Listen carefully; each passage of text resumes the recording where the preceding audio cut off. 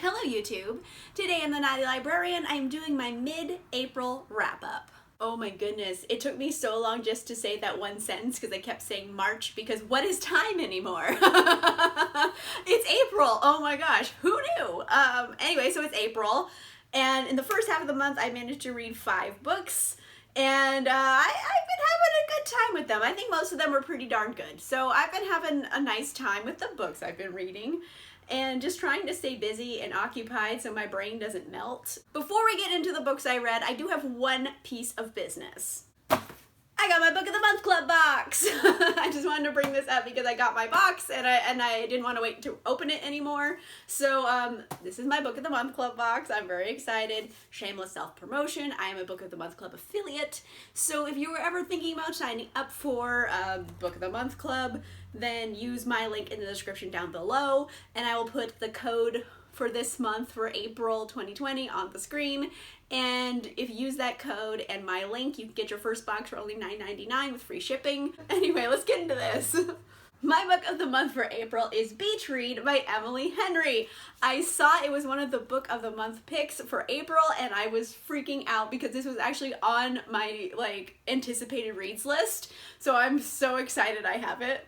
It's basically about these two people, Augustus and Emily, and they're both writers. Augustus writes, you know, depressing literary fiction, and Emily writes rom-coms.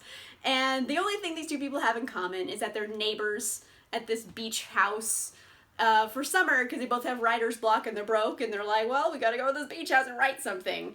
And then one thing leads to another and they say, okay, how about we just switch and we'll write something completely different, maybe get us out of our, you know, respective ruts. It's kind of fun as two writers meeting and getting out of their comfort zones and also into some other zones on their bodies. I'm betting it's probably gonna be steamy. I'm excited.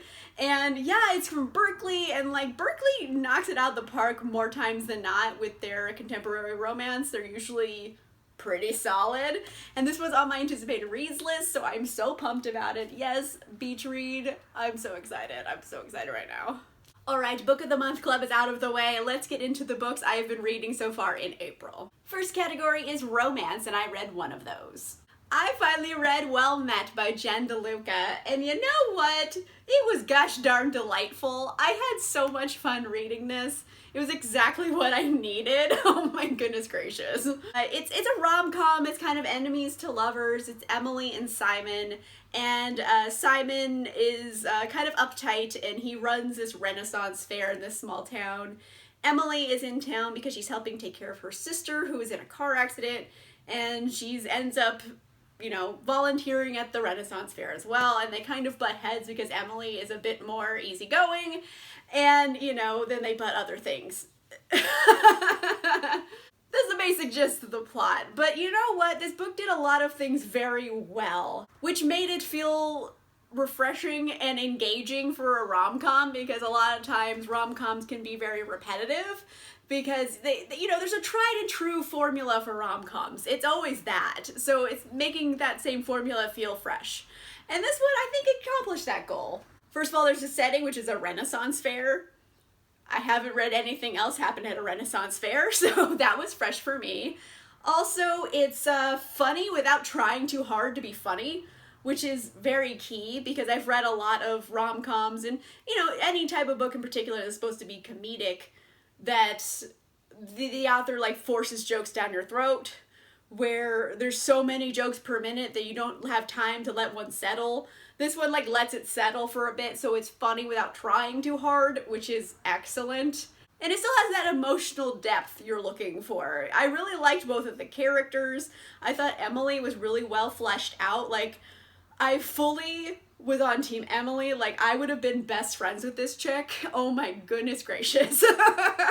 Emily is a 25-year-old character. It definitely feels 25, which is amazing because a lot of times age is hard to write for in particular because sometimes you have a 25-year-old who feels 40. Sometimes you have a 25-year-old who feels 17. So this is a 25-year-old who actually feels 25. And I was like, wow, I could be friends with this person. Yeah, I like that a lot. She wasn't immature and she wasn't overly mature.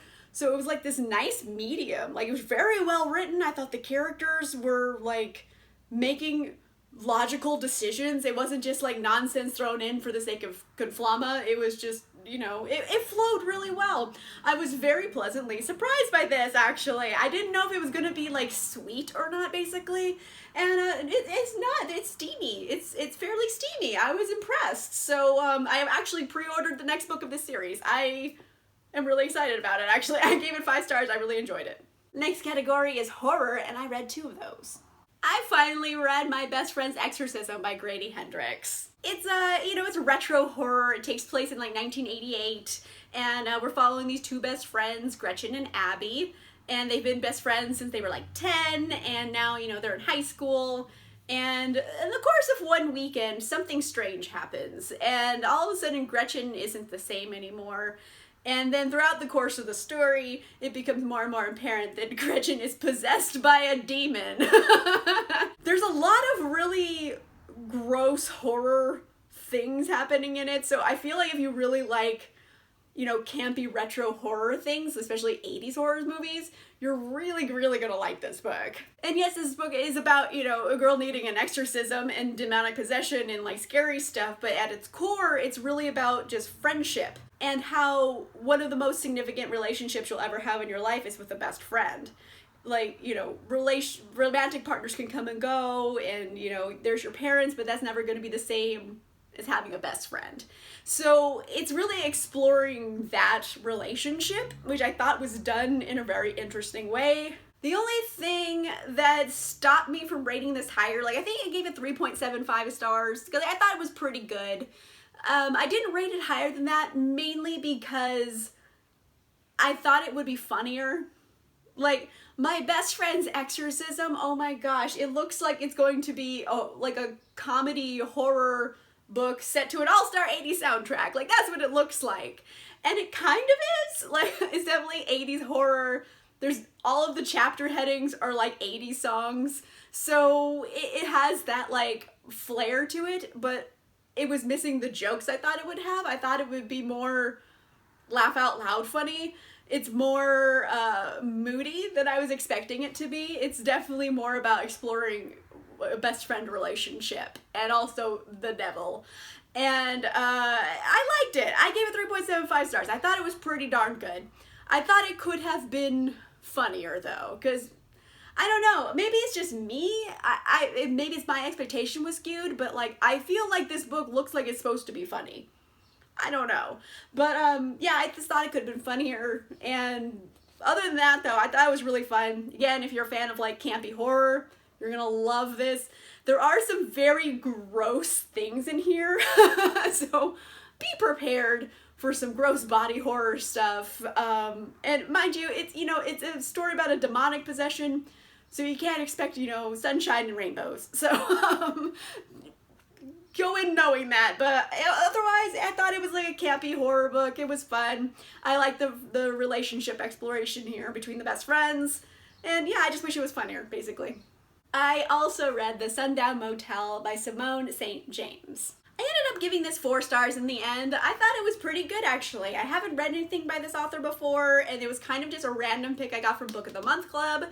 And I got it mainly because of the ghost story. And since this quarantine has been in effect, all I've been wanting to do is watch ghost hunter shows.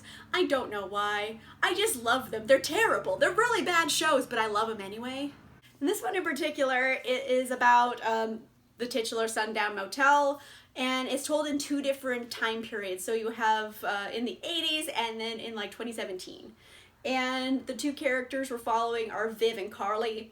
Viv is in the 80s. She's kind of looking to solve this string of murders that's been happening in the town, because she's like, hey, does anyone else think it's weird that in a small town, a whole lot of ladies are getting murdered? No one thinks they're related. So she starts investigating, murders in her spare time. And also she's at a motel that's haunted. So there's ghosts. And I'll say that right now. You know what? I don't think that's a spoiler, because I think people might go into this and be like, are there ghosts, or are the ghosts metaphors? It's no, there's actual ghosts in this. So I feel like that's a selling point more than a spoiler. There's actual ghosts. There you go. And the other character we're following is Carly, and this is like 35 years later, and Viv was her aunt. And the thing is, Viv went missing. No one knows what happened to her. She just disappeared. So, you know, she's presumed dead. And so Carly goes to the town and starts kind of just living in her aunt's footsteps. She starts working at the same motel and just trying to figure out what happened to her aunt. So you have like basically two Nancy Drews with ghosts. They both have their own mystery to solve, and well, all of that stuff is like good on its own. What kind of set this apart is the big metaphor, what the point that the book is trying to make is that really the scariest thing in the world for a woman is just being a woman. I'm going to try to explain that point without giving away too many spoilers. Essentially, in this world and in our world in particular, like at the 11 o'clock news every night, you hear about some other girl who's gone missing. It could be any of us, and it's always some girl. And just knowing that's reality is its own kind of horror story, because you just know there's another girl missing like every day. And it could be you. You don't know. It could be anyone. You could be that girl that's missing. That girl who's missing could be you. It just, that's the point they're trying to get at here. And the way they do it throughout the story and the storytelling is very articulate. More articulate than I'm being, because I can't give away spoilers. But I like what the point of the book they were trying to get across here. And I felt they went about it in a really cool way. Also, there's actual ghosts in it. It's not like, ooh, are the ghosts just in our hearts? No, there's ghosts. Like, I was excited for ghosts. And also, it's a murder mystery story. Both characters are trying to figure out who the killer is, essentially, and how their paths intertwine through this motel and the ghosts at the motel. So, do I recommend? Yeah, I think it's worth checking out. It was a pretty good thriller. Like, I felt it had a sense of tension, which is hard because sometimes I read thrillers and I think nothing is happening and there's no tension. It needs to be tense. You need to feel like something's gonna happen. Otherwise, it's not very thrilling, which is the point of a thriller. So yes, I do recommend. I think it was actually very tense and thrilling, and it has like a really cool message that they articulately pointed out in the book. I'm not articulate about it apparently, but it was very good. I gave 4 stars. Next category is fantasy, and I read 2 of those. I read The Merciful Crow by Margaret Owen, and this one, like, it was a journey. In the end, I did give it 4 stars. Realistically, like 3.75 stars. It was going to be lower for a lot of the book, though. Basically, it feels very YA fantasy for like a lot of the book. And that's not necessarily a bad thing. I've read amazing YA fantasies. It's just this one felt like a mediocre YA fantasy for a lot of it. And then towards the end, the writing got better. So I feel like the writer got better at writing throughout the book. I don't know if that's like a thing or not, but like the beginning of the book, not very strong. And then by the end of the book, I felt it was very strong. So like it was a journey I went on with this book. In this world, there's all these different casts of magic, and they're based on birds. That's irrelevant though for this review. And we're following the crows, and basically they're like plague doctors. If you get the plague, the crows have to come and dispose of you because they're immune to the plague, but no one else is. So no one's real nice to the crows, even though they're providing a public service that's very necessary. And in particular, we're following Fi, who is a younger woman, and she is next in line to be chief of this group of crows. And wouldn't you know, on one of their plague outings, they pick up 2 bodies, and it is Crown Prince Jasimir and his bodyguard Tavin. Now, thing is, Jasimir and Tavin fake their deaths because the queen is like an evil lady for reasons. That's another reason why I couldn't rate this very high, because it's just like a random evil villain that we have no development on, so I don't know why this person is evil. I know literally nothing about the villain in this. Like nothing. Anyway, the prince and the bodyguard are like, hey, Fi, crows, you need to help us get to our allies because the queen's gonna like murder us.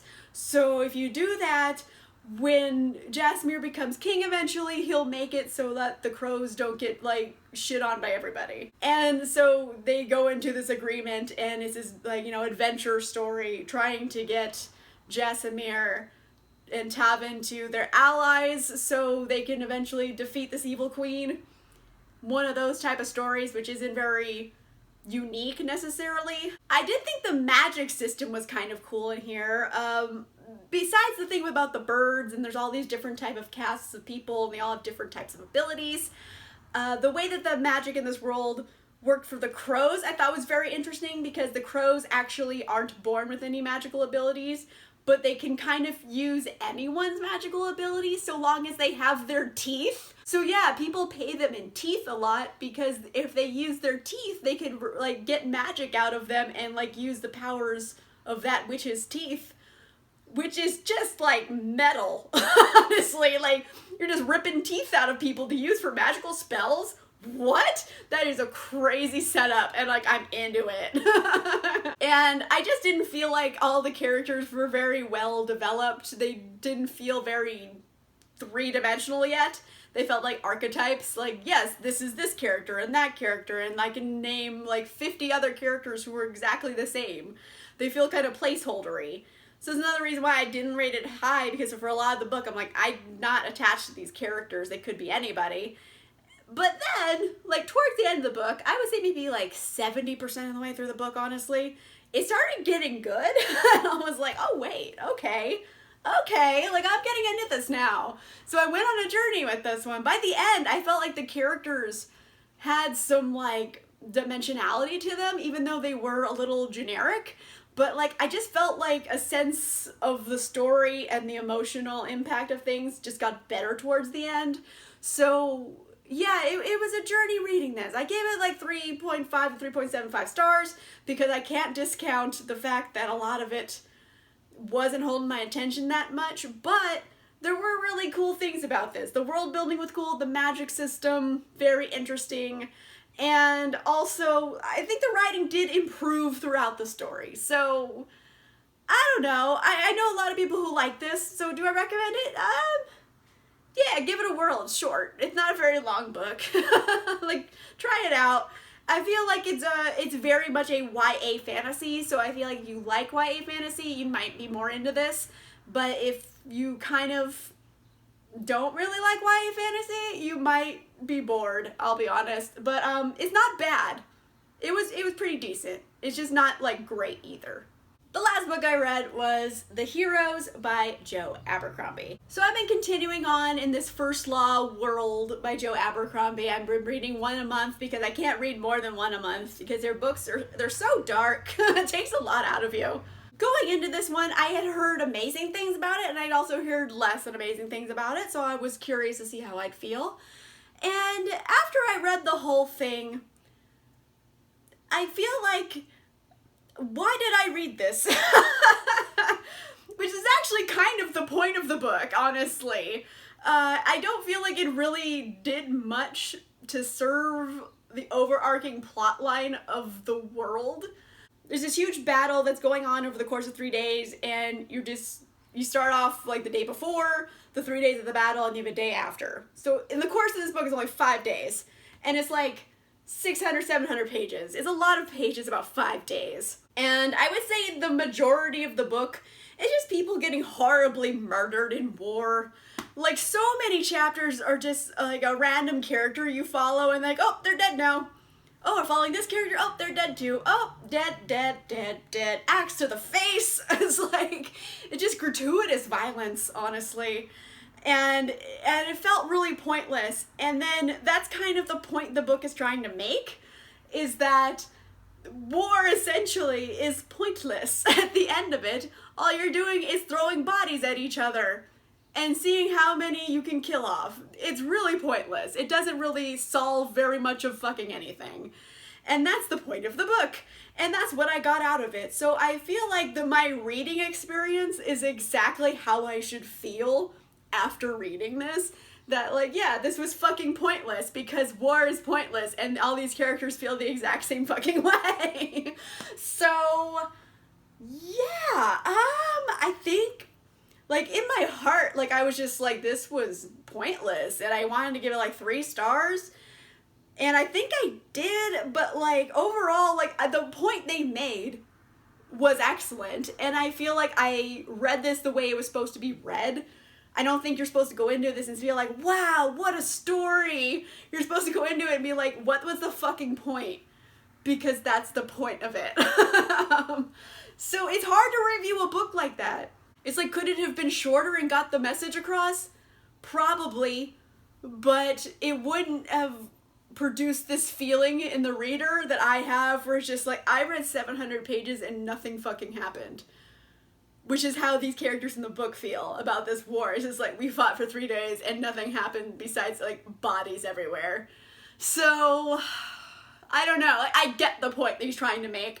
And I feel like making a reader read 700 pages of, like, pointlessness really does something to your psyche. So, I get it. I get what's happening here. And it's hard to review that book because you're not supposed to like it. You're not supposed to think it has a point. You're supposed to think it's pointless because it is. And it's hard to review that. So, I don't know, 3 to 4 stars depending, I guess. 3 stars if you're just reading it for the sake of it and being like, this is pointless. 4 stars if you're like, I understand it's supposed to be pointless, I guess. It's hard to rate. I don't know. Alright, those are all the books I've read so far this April, and I've had a good time with them. Some of them had, like, issues, but, like, I feel like a lot of these books had, like, a definite point they were trying to get across, and I feel like they did that well. So, good for them. I was reading a lot of books that had, like, an overarching, like, moral of the story. And I don't know, I just kind of want to read something, like, light and fluffy now, because I read a lot of heavy books. So maybe in the second half of April, I read some more light, fluffy things and, like, have a really good time. I'm thinking of the books that are on my TBR, and I don't see that happening, but we'll see. Let me know in the comments down below. Have you read any of these books? And if so, did you love them? Did you hate them? Do you agree with my overarching moral of the story idea here? Let me know in the comments down below. If you like this video, make sure you give it a like. And if you want to see more videos, make sure you subscribe. And I'll see you guys soon. Bye!